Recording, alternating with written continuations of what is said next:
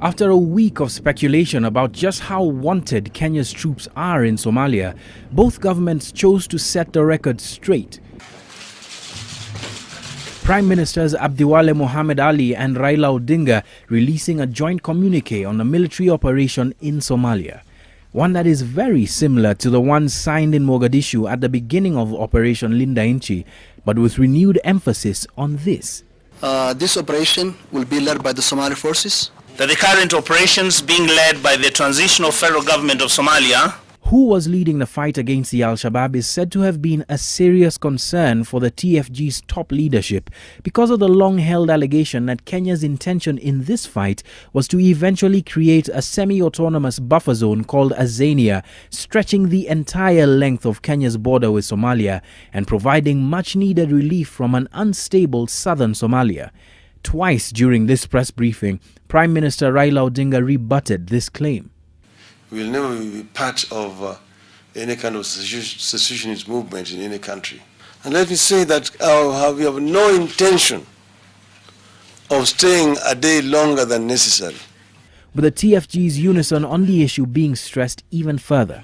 I came here with the blessing of the President, and I came here with his instructions to talk to the Kenyan government.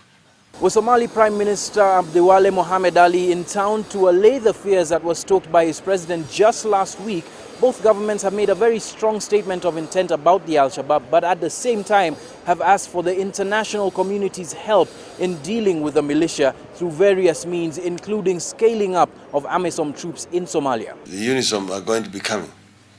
Already Djibouti has troops that they want to deploy, and we are actually saying that those ones should be deployed on this side. Already it has been approved that the strength of UNISOM will be increased from 9,000 to 12,000.